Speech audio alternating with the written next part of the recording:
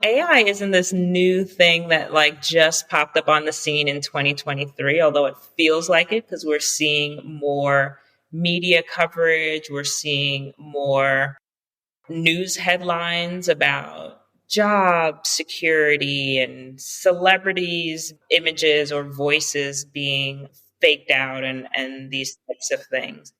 But AI has been integrated into the products and services that we use every single day. It's just a feature that we know and love. Hi, I'm Peavy.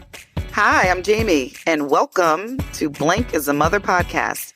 We've been best friends since college, and we're using a comparative lens to share how we're coming into our power after 40. We aren't supposed to compare, right? Well, we all know that's not realistic. We started this podcast when our boys were toddlers. They are growing fast, and we've been growing too.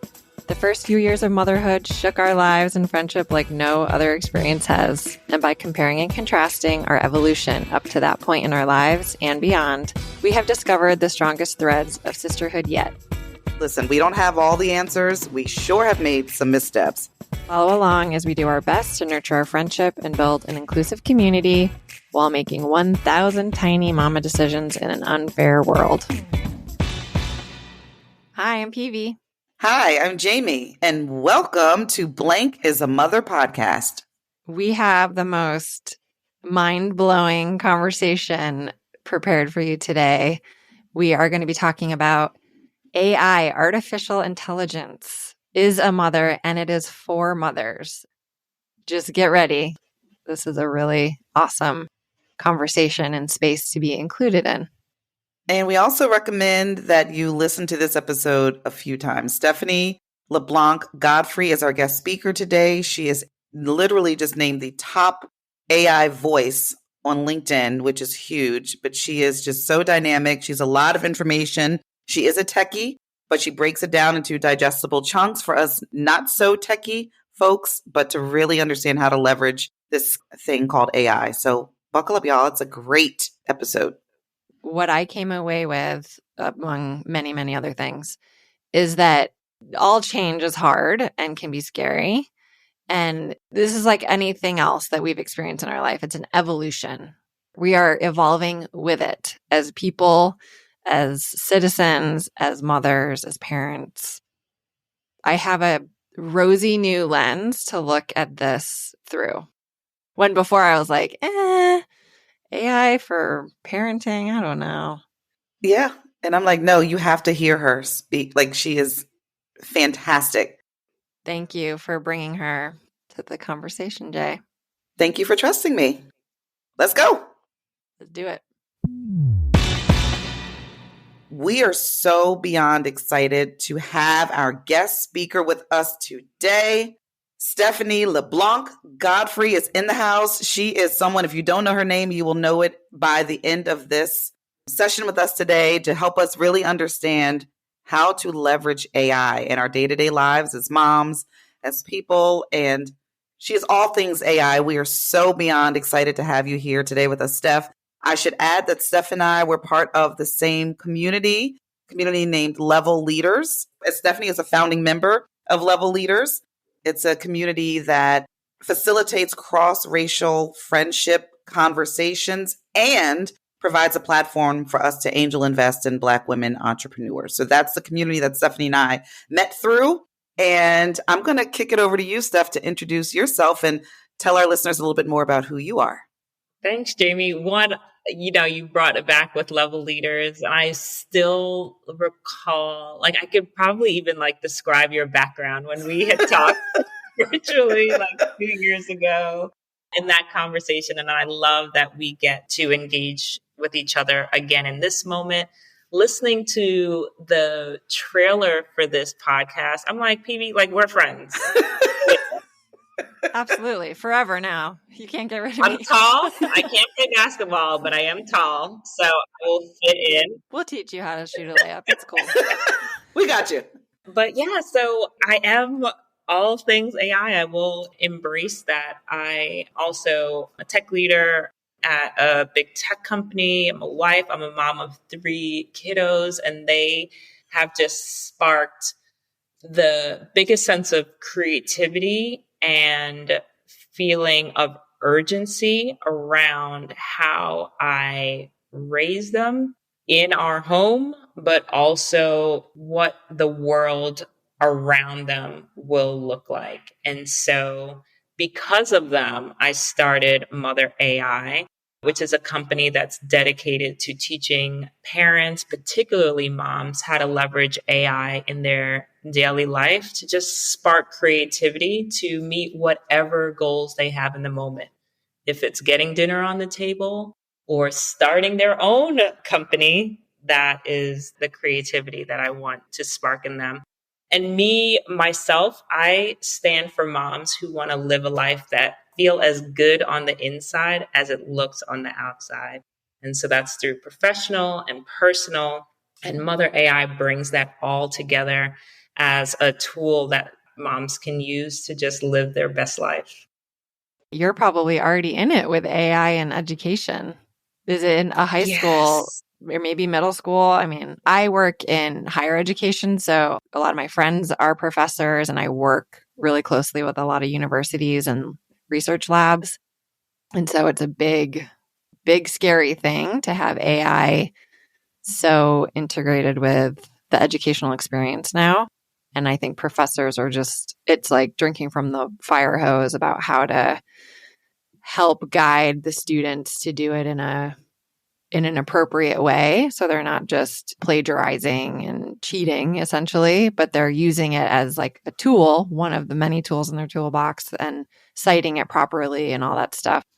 Everyone's learning at the same time because it's new and feels like every day there's a new update or change to the way in which that we can use AI. So there's no top down mandates that in higher education or even in the K through 12 system that folks can lean on to be like, okay, how do I do it? It's being built in real time. And there's a lot of folks out there. There's this guy that's called the AI educator out in the UK and just other folks here in the US that are like building products and courses and workshops for educators to understand it and then figure out how to use it both with teaching in the classroom, but also even on the background in terms of like preparation and like what are now even more creative ways that we can teach a topic that meets the needs of the classroom. And so from that perspective, there's just so much blue skies in terms of how it can really diversify how things are taught to students based on their individual learning styles and needs. But on the other hand, we don't know how to figure out that like grading, the citing. How do we know if they used it? What's the line between them using it and not using it? And what's most interesting about that is that's actually the origin story for how I started Mother AI, because my fifth and seventh grader at the time, this was last spring, we're talking about how kids in the classroom were using ChatGPT and how the teachers were banning ChatGPT. And I was like, whoa, whoa, whoa, whoa, whoa. You guys know what ChatGPT is? And once they said that they knew what it was, my husband had been talking about like all these chat bots that had come out. So Gemini or Bard at the time has their own chatbot. ChatGPT came out and others have since come out. And every time we would have a conversation, literally, he'd be like, ooh, let's put it into ChatGPT and like see what it says. And I'm like, dude, could we just human to human talk? Can we have a conversation? But once my kids brought it up, I'm like, hold up.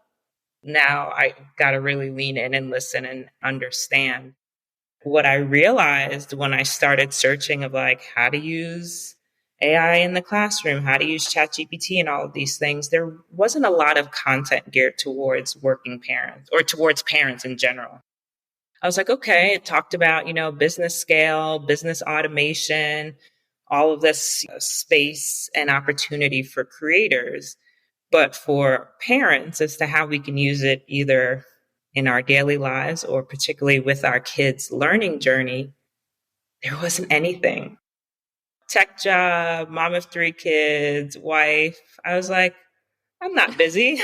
Why don't I start a company helping people trying to figure it out? Because I'm like, I'm the tech girl, right? I'm the early adopter. I've been at a tech company for the last decade. I'm that girl that kind of knows what's going on in the tech space. And if I was fuzzy about what was going on and not finding as much information as I wanted, then I knew that like the typical parent who's not in that tech universe wouldn't have any idea what it means, what it is, that it even exists. I remember I was on vacation with another family when I launched my LinkedIn newsletter called Mother AI, which gives weekly prompts on all sorts of different topics. And so I was like, yeah, I'm about to launch this. And she's like, what's ChatGPT? And I was like, whoa. I was like, hold up. Let me back on up now. I've got to go like 101, like super basic elementary. This is what AI is. This is what a chatbot is. Because I was like thinking it from my head of like a tech person, which is what a lot of these companies are doing. They're just throwing out these products, these services. And if you're not in that universe, you're like, what does this mean? Oh, this is probably not for me. And so we're missing out on being part of that conversation. But I think that's a perfect segue into the game you wanted to kind of start, like just to figure out how connected we may be. Yeah, so let's play this game. In the last 24 hours, have you Okay.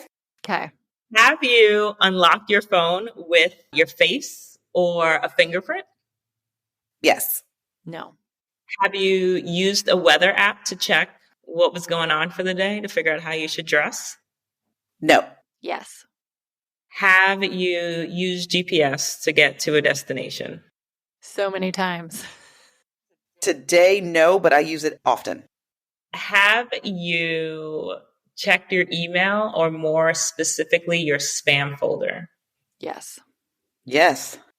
Do you look at and fix when you're in a doc or an email, the squiggly underline that says that you've spelled something wrong or a grammar mistake? Yes. All the time. Have you tapped your phone or a card to make a purchase? Yes. Yes. And these answers are kind of, okay, yes. Last one. Have you watched a series recently on any one of your streaming platforms and then seen the recommendations of a new show and you're like, oh, yes, and started to binge watch another show based off of recommendation that you've seen on the screen? Kind of. I'm not much of a binge watcher, but if I do watch a series, I will see what has been recommended so that if I want to go back and watch something, I will look at those recommendations. Every single one of those things that I just mentioned to you uses artificial intelligence. AI isn't this new thing that like just popped up on the scene in 2023, although it feels like it because we're seeing more media coverage. We're seeing more news headlines about job security and celebrities' images or voices being faked out and these types of things. But AI has been integrated into the products and services that we use every single day. It's just a feature that we know and love. The interesting part of that is when folks don't know this, they're like, AI, nope, not into it. Don't use it. Not going to use it ever. Like, it's this crazy thing. Actually, it's not. It just looks different now. It's evolved to where we can engage with it from a consumer standpoint through chatbots and other services and products that are now geared towards consumers. But it's been in our Google products that we use, Apple products that we use, Siri, Alexa, Google Assistant. That's all artificial intelligence. And especially if you have any of those devices in your home, your kids have been talking to it. So they could say Google and it understands what they're saying. And so AI has been here for decades, quite frankly. It's just now looking different where we can engage with it in a different way today. Steph, why do you think there's so many of us that don't know about AI? Because I had no idea. I know there are algorithms, which we'll talk about, I'm sure, in like Instagram, where you look at a video or a reel and then all of like similar style things come up.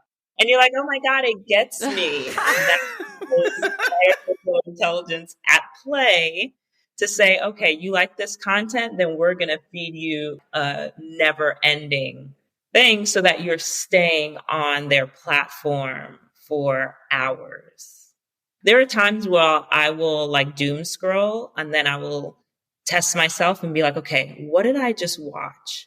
Can I even recall 2 things that I like saw and watched or felt like, and you don't. Yeah. It's just so autopilot. See, that's kind of the scary part though, right? The whole takeover. I mean, we've had these movies over the years about like, how it can get out of control and start really overtaking our day to day and our social interactions and just like making us little zoned out robots and stuff. I mean, I'm giving you like the extreme negative, Hollywood view, but I think that's like a real fear for people and myself included. And I mentioned this, Stephanie, that I use AI for work a lot. Like I work in analytics for marine science. We have really big data problems where we collect all this underwater sound information and then we have to process it. And it's just like a human can't do it. So we've relied on our technology to create these machine learning processes and using AI and automating all of these processes so we can analyze all of this big data. And it's amazing because, we're so much more efficient and productive. And so we're all leaning into it so hard in our professional lives.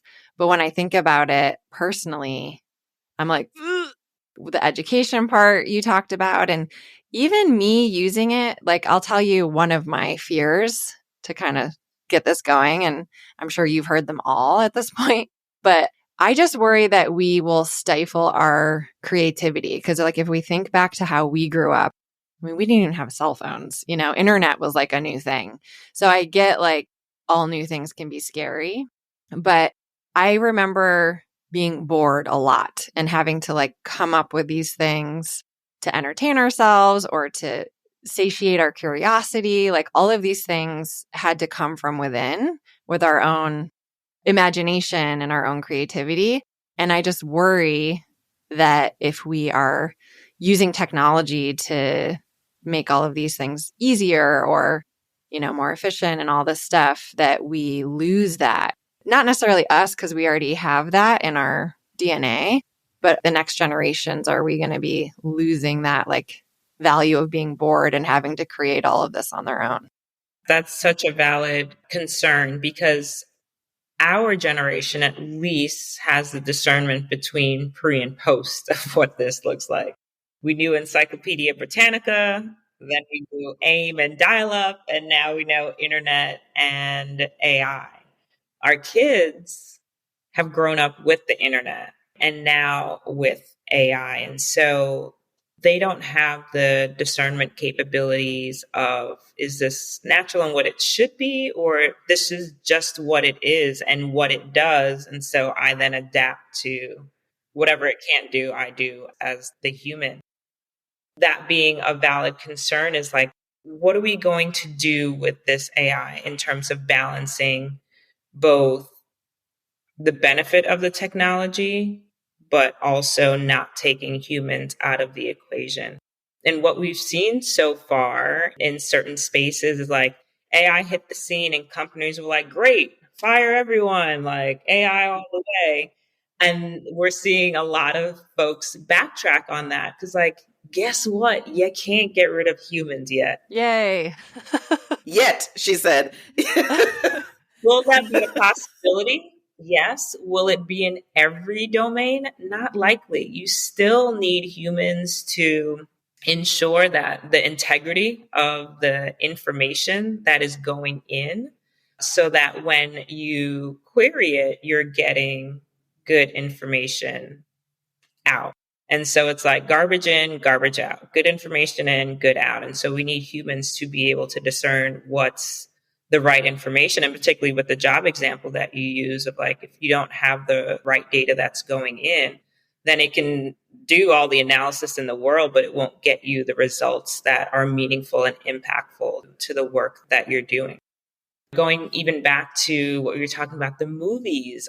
Right now, this week, everyone's talking about Her. If you saw this, it's a Joaquin Phoenix movie and Scarlett Johansson from 2013, where this guy downloads an operating system that talks to him.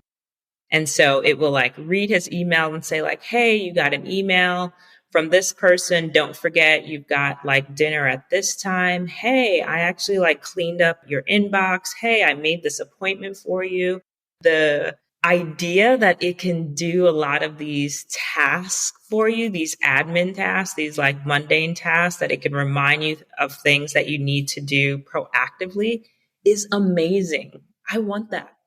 Any mom could say like, instead of the 5 different systems of like announcements, whether they're on certain teams and organizations, the school system, I mean, there's such a chaotic parenting communication system that I think anyone would be like, yeah, I actually want that in my life.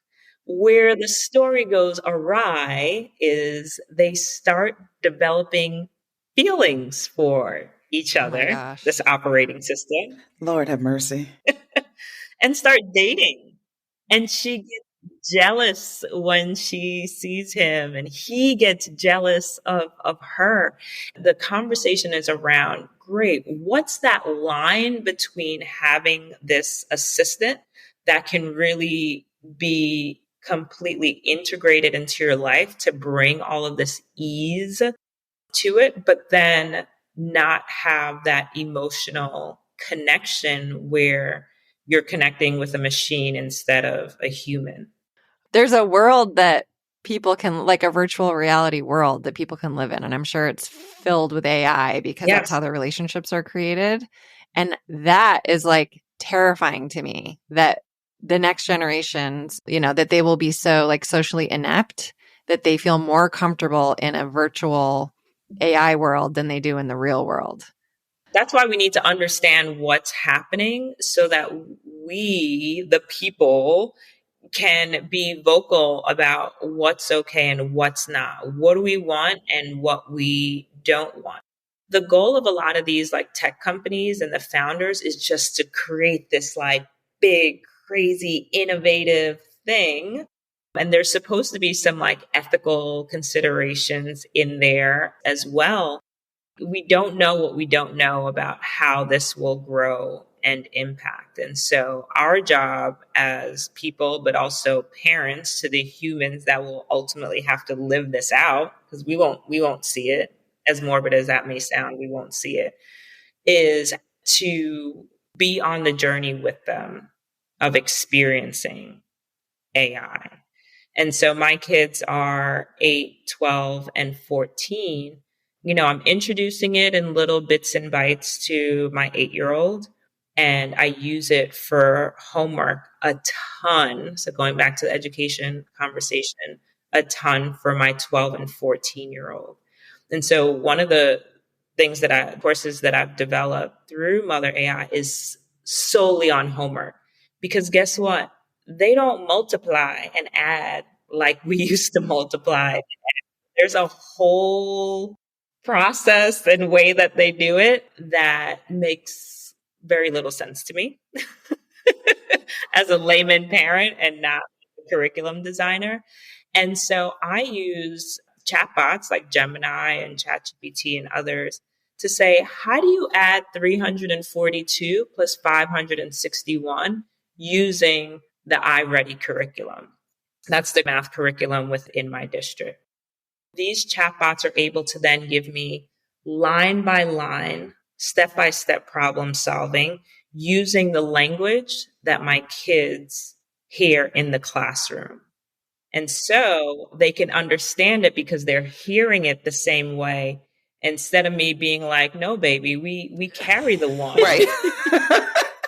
that's an incredible thing, because when kids aren't getting a concept, they get super frustrated.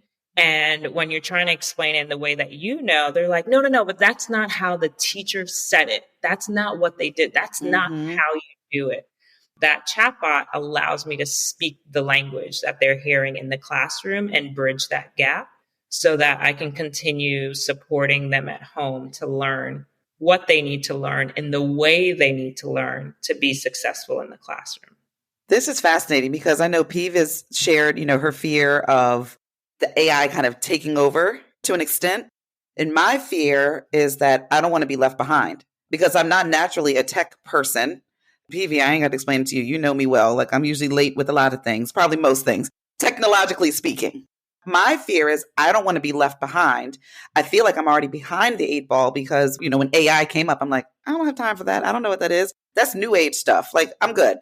Now I'm trying to, I feel like I'm trying to catch up. And in one of the podcasts that I'm listening to, unrelated to AI, but it's about real estate, go figure. But it talks about focusing a lot of your effort. And this is a business example, but focusing a lot of your effort and time, which is limited, on the income producing parts of the business. So it's usually 20% of what you spend your time doing is income producing. The other 80%, find ways to outsource that. And that doesn't necessarily mean outsourcing has to be a financial thing. It doesn't have to be millions of dollars. It could be, how do I fully utilize AI tools that are available to help write a newsletter on trends or to help write information about new inclusive leadership strategies, whatever that is. But then from a parenting standpoint, and I'd love for you to dig into this stuff because I know you use AI I just read your newsletter about maintenance around the house. How can we fully leverage AI to take some of that 80% stuff off of our plate so that we can really focus on the 20% that's the most important use of our time? Yeah, and that's such a great way to put it. That business analogy for sure applies to home. The journey that I've been on is like, okay, what's going on in my life today? And then playing around with AI to figure out how I can use it. And let me just preface this. My mission is to make the topic of AI digestible, accessible, and relatable to you. Like, you are my target avatar, so that you can feel comfortable and confident to play around and start getting creative about what that means for you in your life. So I could talk about all these products and tools and all of that stuff. Those are great. I just want you to go to a chatbot and type something in. Let's just start there.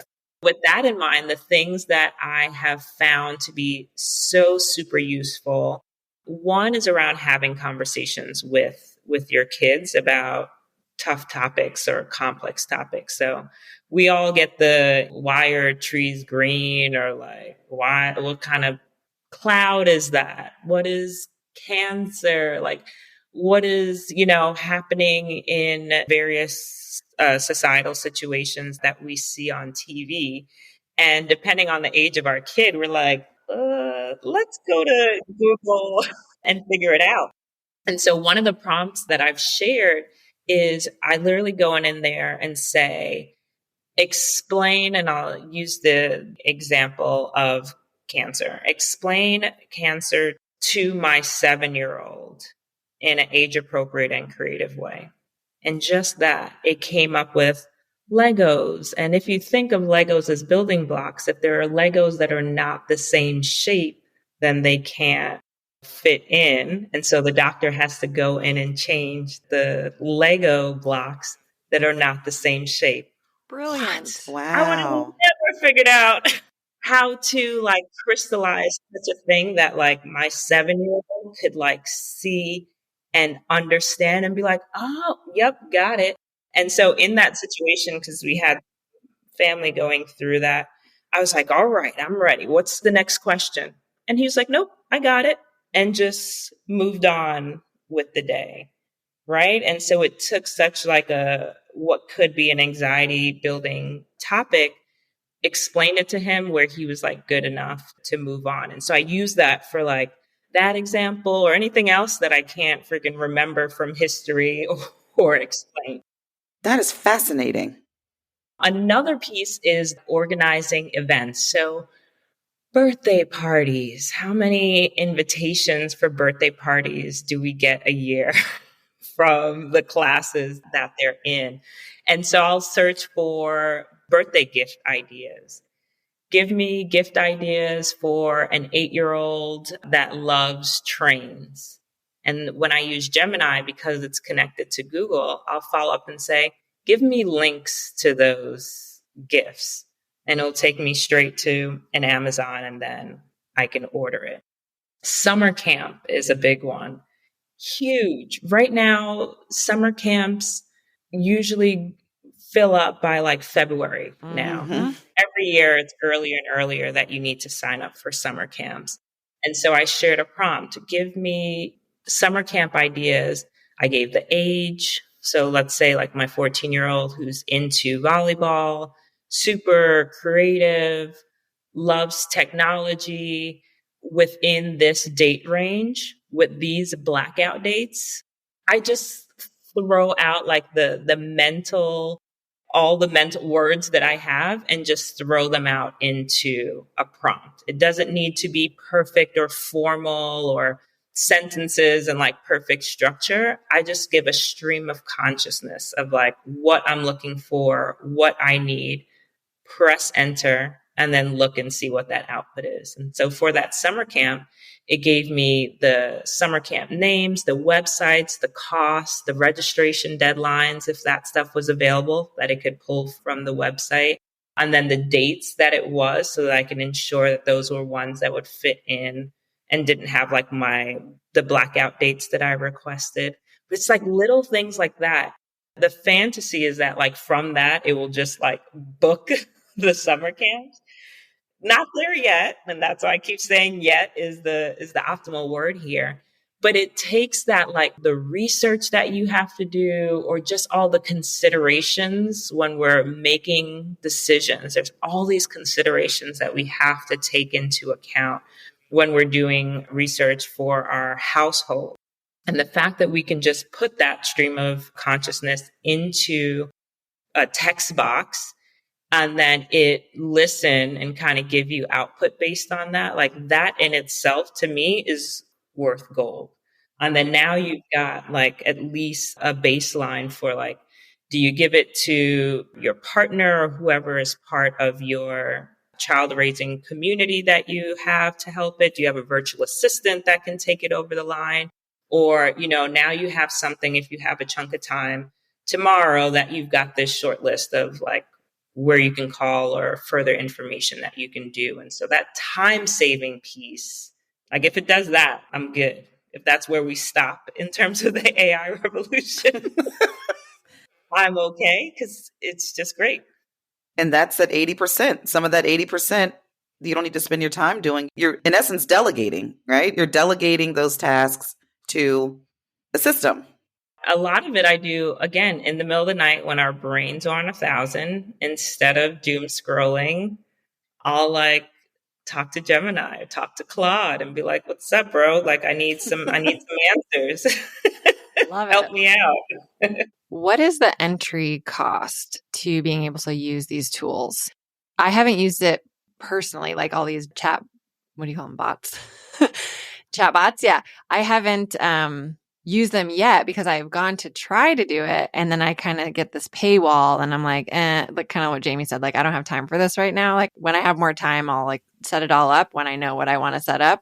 It seems like there's a little bit of an entry cost. Like you have to take some initiative, put some maybe money towards it. Is that correct? Or are there some open access, like free versions? Yeah. So there are free versions. So OpenAI and Google are the two biggest chatbot service providers that exist right now. Anthropic is third. Microsoft Bing has its own AI as well. So like those are the four sort of like main players for these chatbots. Each of them have free versions to it.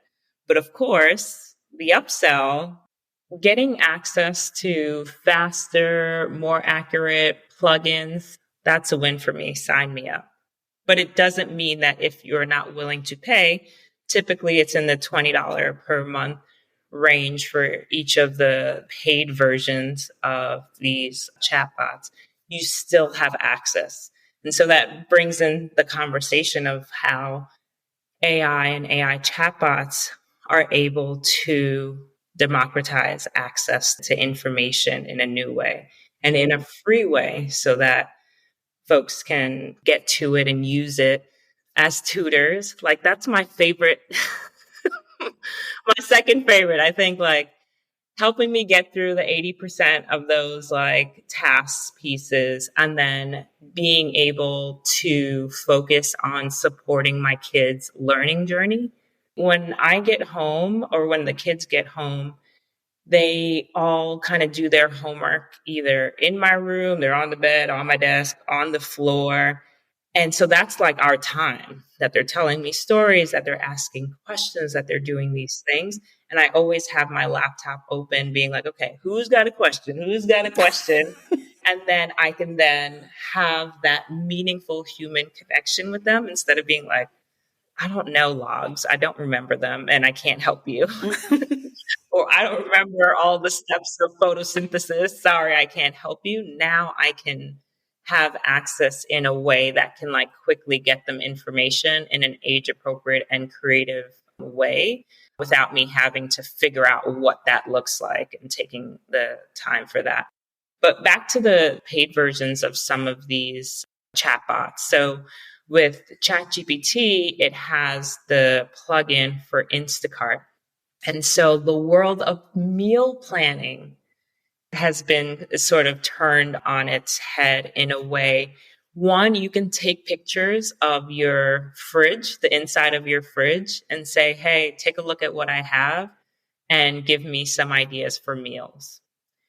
Or you can say, my fridge isn't that like clear and pretty, so it doesn't work for me. Okay, it won't work for us either then. Or I say, hey, within these containers, I've got like Brussels sprouts, some leftover chicken. I've got some like tortilla shells in the cabinet. Like, what can I make with this? And then it'll give you some, here are some ideas based on what you just shared. Here are some recipes. Okay, cool. I don't have these 3 items. Great. It pushes it right to my Instacart. And so I can press buy. And by the time I get home, it's ordered. For me, the end goal is for us to just like pop a pill and be full. Me too, girl. But until that point, having this is game changing for me because I'm like, at least I can think of something else. Cooking just isn't fun for me. I feel like a short order cook. Got 3 kids. My mom lives with us. I have my husband, and everybody wants something different. Putting it into a chatbot. This one has this dietary restriction. This one has this preference. This is what I've got in my fridge and in my pantry. Give me something. And not only for today, but you can do a whole meal planning for the week, for the month, whatever it is that you're looking for in a way that you just couldn't before. You know, I totally get you don't have time to cook. It's not your thing. You're not into it. That's so many of us. But even if you were really passionate about cooking and it was an enjoyable thing for you, you run out of ideas. I don't want to make the same thing over and over again, you know? So give me some creative ideas so I can get re-inspired or we can like, you know, try something new. So I can see it all the ways being game changing. One of the ways that it's saved money for my household is we've done like Blue Apron, HelloFresh, those types of things. And so we have a stack full of cards that we went through of like, these are our favorite things to make.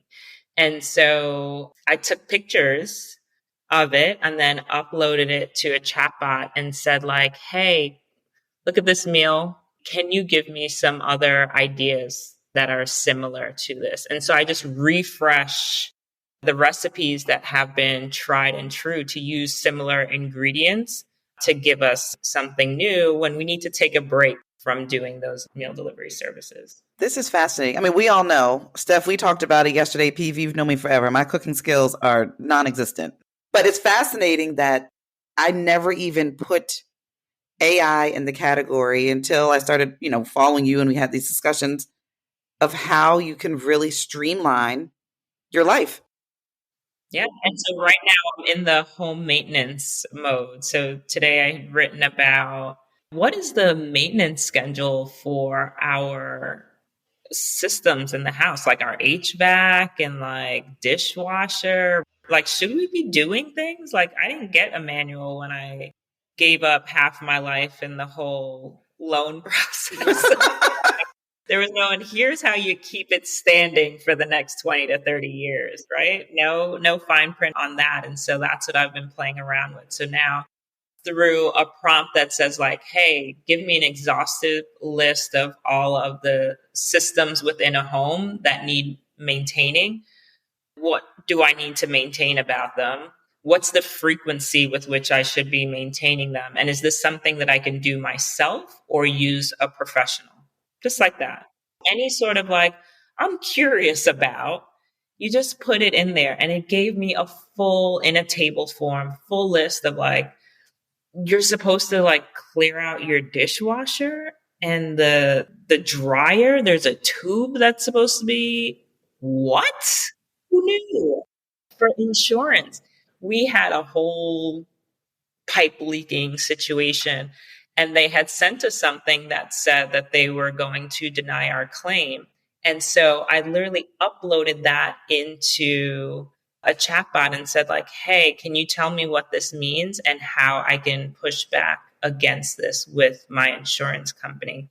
And it gave me an email of what language to use to say whatever it was around the topic at hand.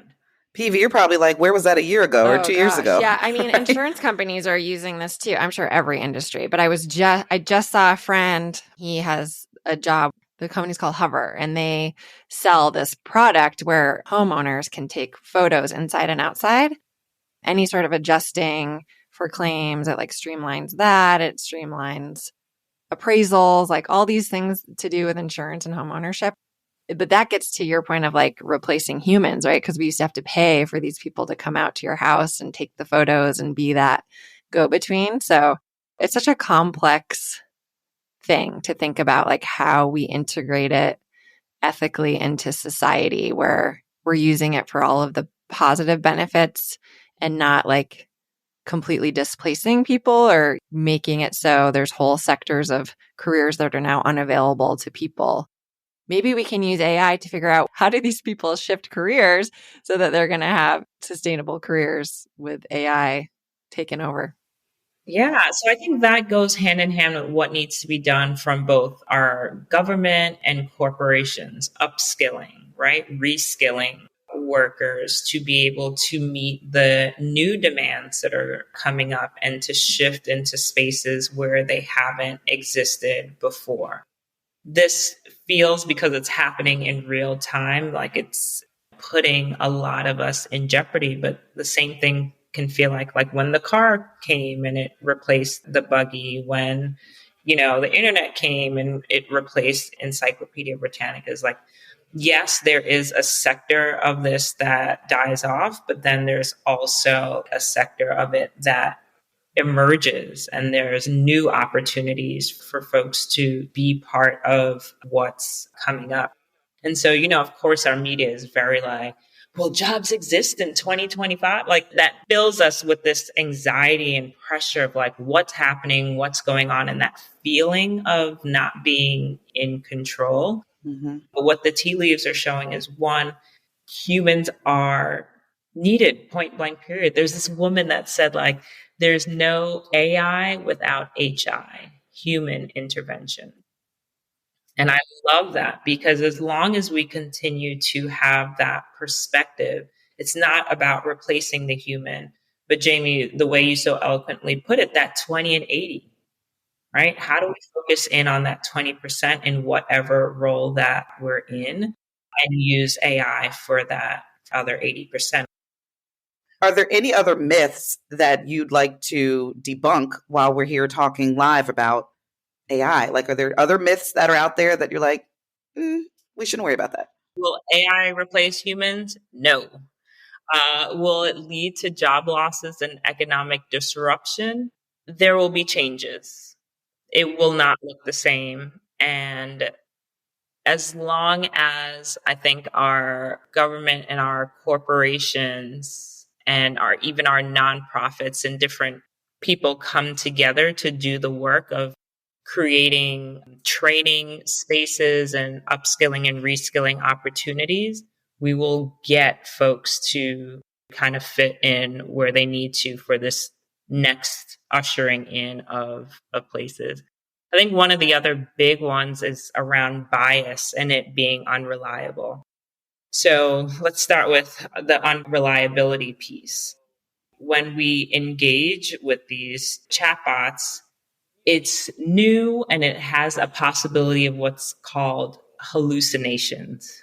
And so this is where you will ask it, what is the weather today? And it will say it is 5,000 degrees outside and raining at the same time and snowing at the same time. And so there's a lot of this like, wait a minute, we're supposed to trust this thing within reason.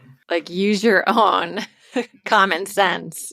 Right. Common sense and just fact checking is really, really important. And so that's a lot of what I do when I engage with my kids with AI and even within their social media. So for instance, like TikTok is great. They've put me on to places for us to go, museums, different cool kid friendly things. They're like, oh yeah, I found this place on TikTok. We should totally go. And I'm like, okay, would have never heard of it without that.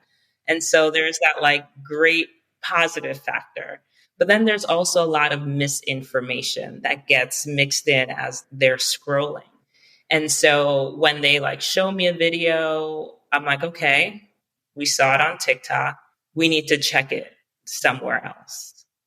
So let's go on a search engine and look and see what website. So I'm teaching them how to do that like critical thinking. Because even us, right, where we can be prey to it too, where we see something online and we're like, whoa, this is crazy, forward. And we're sharing it with someone. And I've now kind of been catching myself of like, wait, let me actually make sure that this is legitimate first. And so I think that like while we're excited about all of what is possible, we still have to have common sense and a pause with the information that we receive so that we're ensuring that what we're then sharing out or implementing is actually factually correct. And then on the bias piece, we talked about this, right? Even on search engines, when we search for professional woman or professional man, what are the images that pop up? Professional hair. We've seen this stuff play out in the media where it's just showed, quite honestly, racist, sexist outputs around this and has upheld the stereotypes and biases that exist within our society. And so here comes artificial intelligence, which is just a system that is scraping all of our content as a human society.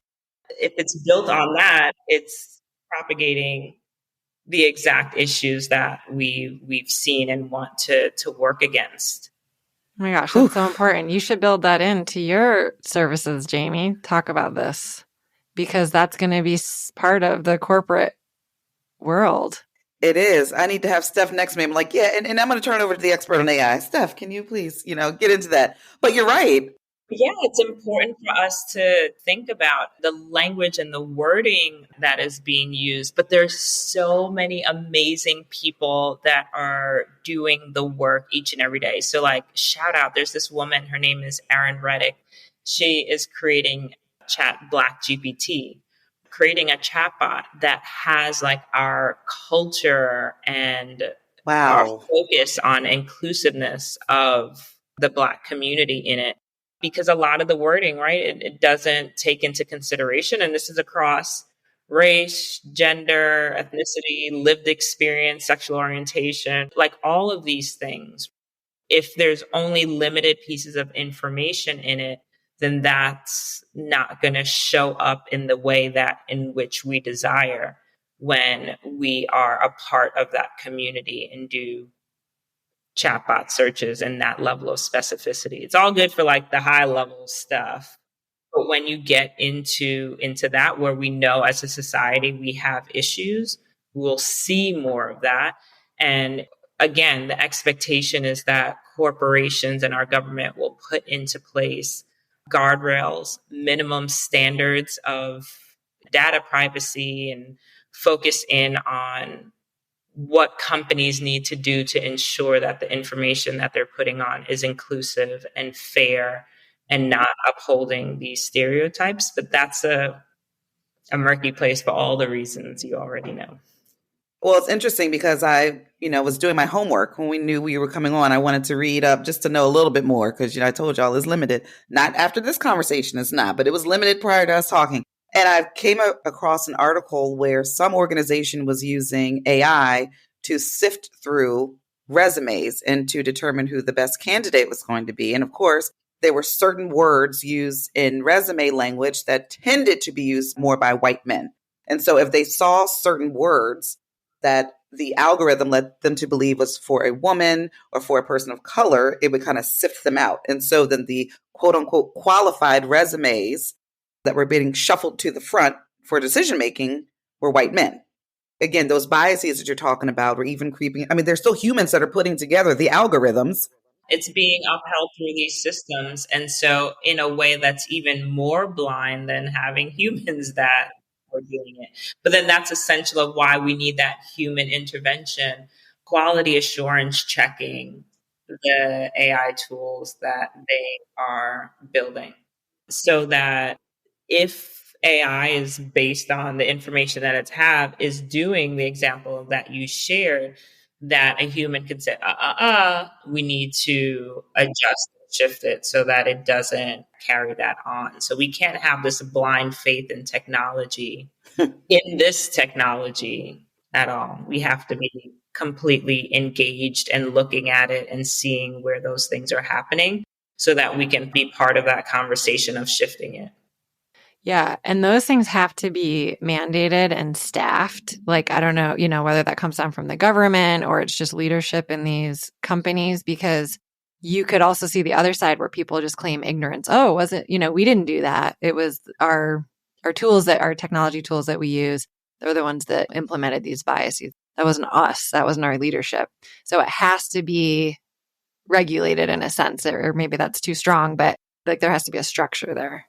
I think regulation is the right term because, again, this is like a global race to figure out who's going to be the number one, right? And so we're seeing this company, making this development and this shift. Another company is like, all right, I've raised you one on the capabilities that we have. And so it's, again, a global fight for who's going to be the quote unquote winner. But at the risk of what? At the risk of humanity, at the risk of continuing this bias and misinformation that is coming. So we have to be super diligent on pushing and making sure that this is a topic that we talk about from even our local politicians all the way on up. Like, this has to be a topic that we talk about as fervently as we do reproduction rights or any of these things, because it's being built now. It's happening now. And so if we're not part of that conversation, if we're not holding our electeds accountable to this, then we are just beholden to whatever it is that they put together. And we had talked about this the other day, where like a lot of the folks are like cis white hetero men that are building these things. Mm-hmm. They don't have kids. And so therein lies like all these layers of lived experiences and diversity and nuances that they're not incorporating into what's being built. Absolutely. But we're the end user for it. And then, like you said, then our generations will carry this forward. We're at the ground level now to build it. Let's get all of the voices at the table, a diverse group of voices at the table. So as it's being built in real time, we have real voices that we're putting towards it so that our kiddos can grow and develop it further. Yeah, that's why my mission is like, if meal planning is what gets you to open up Gemini today, then I've won. Because if you use it and it works out really well for you, then you're going to use it again. and you're going to learn about it and know about it. When you hear Gemini in the news or any of these other products or services, your ears are going to perk up because you're like, wait, I use that. Oh, what are they saying about that? Oh, it's like the seed that gets planted for the growth of your interest and your advocacy and your voice to be heard and what's being built within these products or services. If just a certain type of person is using these products or services, then all of the issues or things that need to be addressed won't get addressed because they're not typing in the things that would raise a red flag. That is such a good point. Can I bring it back to your mother AI services here too? Because another one of my like barriers to entry, I guess, is even though, we are so well aware of the mental load of motherhood and all the things that are on our plate, especially as working mothers and modern mothers, I still feel a little sense of guilt for like cheating using, these new age helpers, if you will, that are making my life easier, which I do want. But I'm also like, am I supposed to struggle? Is this just like a rite of passage? So there's that piece. But also I'm wondering if part of your like mother AI services is, do you have like a cheat sheet? Like this is where you start, square one, go here, like take these steps and this will get you started. And then, it's kind of like a mini tutorial or like, this is the quick start guide, if you will, to doing this. Like, I think both Jamie and I probably need a cheat sheet for overcoming whatever our fears are or hangups are to like just get into that conversation, like you were saying. Yeah, so an intro 101 webinar. So yes, we have that on my website. You are deep into the benefits now and when your kids are 8 and 12 and 14. But what do you wish you had when your kids were in the tough years of 0 to 5, when you're just like in it, and like you said, you've gone through it 3 times now. What do you wish you had that moms now do have the advantage of? The like 0 to 5 and like 6 to 10 and 11, like all of those are equally hard. And here's something that no one has told me. From like 0 to 8, 9, you're just teaching them lessons to like survive. Like, don't eat paper. Don't put like the penny in your mouth. Don't stick things up your nose. Like basic things around sharing and empathy. And like, it feels hard in the moment, but those types of lessons, you're like, all right, as an adult, I have a grasp of this. It's just a lot of repetition on getting your kids to follow along and model and like all of these things. And I'm not trying to minimize that at all. But now that I have the tween teen stage, the type of conversations that we are having are so incredibly different and feel just as critical as what I was teaching the 0 to 5 age.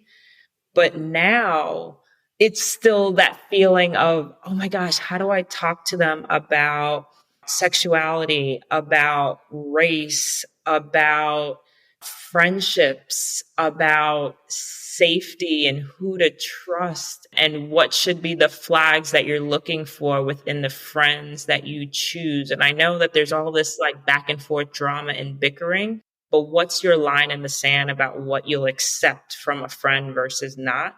The Annie has been raised on those type of conversations that are not as easy as the conversations from 0 to 5 of like, let's keep you alive. This is how you wipe your booty. Like, seriously. Like, people are like, oh, it gets easier when they get older. No way. It's not related, but like, I need you parents that are listening right now and going into that space. No one told me how you will feel that shift between like keeping you alive to like keeping you safe in a way in how you develop as a person and see the world. So yeah, that's the heavy on my heart because I'm just steeped in that right now. But in terms of like the support that parents need, I think AI can help be one of the things that help shatter this belief that like we've got to do it all and do it all ourselves and suffer while we're doing it. If businesses get to utilize this and make even more bajillions of dollars, if content creators and influencers can use AI to make hundreds of thousands of dollars on YouTube and TikTok, then let me use AI to figure out what we're going to eat tonight. Use AI to figure out what gift I need to get for this 7-year-old that I never met before. Oh my gosh, such good Let me points. get some help to just figure out basic things, please. Amen. Yes. It's just a tool. There's still so many steps that we have to do. We still have to call and make an appointment and do all and cook the food and all of that. But it's a tool to just minimize the mental load in getting through those tasks. And so that education for like 0 to 5 is like, again, some of the things, potty training, when's the right time to feed them this type of food and that type of food. Like that, you don't want to just like rest on AI. You want to hear from other mothers. You want to watch videos and like see it live of like how they're making a thing or doing a thing. So I don't think it's like, hey, AI is here and like, let's just throw everything out the window. But now we've got another tool in our tool belt of what we can incorporate and integrate into how we do this thing called life. I think like some of that potential guilt could be around like you're losing opportunities for connection and relationship building and all that stuff. But you gave a really good example about the homework earlier that was like a light bulb moment for me, because I'm like, you gave an example where you created these new opportunities to have these like really deep and meaningful and creating core memories, I'm sure, for your kids, where mom was like in the trenches with us with homework. And this was like our deal every night. And like, that's what they're going to remember when they look back. It's not going to be whatever technology thing, evolution that we're hung up on as 44-year-olds or whatever, you know? Here's a great example for the younger kid set for AI. So our kids come home with all sorts of artwork, as they call it. And there is a number of AI tools. There's this one that's really cool where you can take a picture of the image, and then through that site, you can make it move. So if it's got 8 arms, like you put dots on each of the areas of the image that you want to have it move. And I'll share that with you so that folks listening in can do it. But then they get to like see their artwork alive. That's so awesome. And so then that's like a cool thing that we spent a lot of hours doing, because then it was like, let me find this other picture and another one. And so like that's something cool to see. And then it encouraged for my son for him to draw more and to be creative. So Tomato Man has been his like thing. And now we've got all these Tomato Man things that are moving around. And then from the storytelling aspect. So now, again, like when you're like nerd bomber parents, you're like, education opportunity. Thank you. I'll take it. So let's make a story of Tomato Man. And so again, using the AI chatbots to say like, hey, here's the picture of Tomato Man. And you can not only like type in what you want to say, but you can use audio. And so I'll use the audio of him saying, this is the story of Tomato Man. And then it can create a whole chapter book based on a couple of like lines or sentences about that character that they're really interested in. And then you build it. And then we're like, well, if we made a story, then we should print it. Wow. So cool. And so that, like, it takes that level of creativity. So again, another really salient example of like the use of technology to engage in that human interaction, to spark creativity, and to have like a tangible thing that you can show for And PV, that kind of speaks to your question when we first started, which is, or one of your fears or concerns was that Totally. AI has the potential to stifle creativity. And so, Steph, that example just gives the complete opposite. It brings it into focus that no, in actuality, it could increase someone's capacity to be creative. With Mother AI, like those sorts of conversations. So I do like one-on-one consultations, or even like some of my clients, we do 3 to 4 sessions across a month, right? Because like once you start hearing and then experiencing the output of these things, then you're like, wait, Steph, show me how to do this, or how can I do that, right? And so I go on this high touch hand holding journey with individuals who want it, because a lot of us don't have the disposable time to be like, what is the cool creative things that I want to work on today? Right. And so you need to create that space in order for your focus to even think about what you need, what you want, and then what does that look like to engage the AI technology for it. I'll give you a perfect example of why this works. I've been hearing about virtual assistants forever. And a friend of mine was like, I've got the perfect one for you. I've been using her. Like, I'll make the recommendation. And I had the nerve to say, what would I use a virtual assistant for? I literally couldn't fathom. Wife, working mom, 3 kids with a startup business. And I couldn't think of what could be the benefit of me delegating my 50,000 task list to someone else. Because our mind is just like, look, if I've got to explain it, then that means I could just do it myself. And so when I started engaging with that virtual assistant, I was like, I don't really know what to tell you. And then she gave me some ideas, and I'm like, oh, okay. I gave her one, and I saw, wait a minute, I've got another. Oh, and I've got another idea. And now she gets used very heavily Wow. to take a thing over the finish line for me. But like that sort of like mental shift is the same thing with AI, right? It's like, what can I use AI for? Like, I don't have time. I just can do a search and spend, 50 minutes trying to figure things out. And I'm saying, no, you can actually use this and like shave off 15 to 20 minutes of it. Wow. Or get it to a space where you can like hand it off confidently and know that someone will be able to get it over the line for you. Or it will just open up this door of something that you've been wanting to do or work on and get you from a blank page to an entire plan or an entire newsletter or a book or any of these things that you wouldn't have had if you didn't use and engage with AI. We don't want to take up too much of your time. Thank you so much for coming. This is one of my favorite conversations we've ever had. Can you tell all of our listeners how they can find you, and where are you in all of these worlds that they can connect with you? So for my LinkedIn ladies, I have a weekly newsletter that comes out called Mother AI. So you could follow me and you'll see my newsletter there.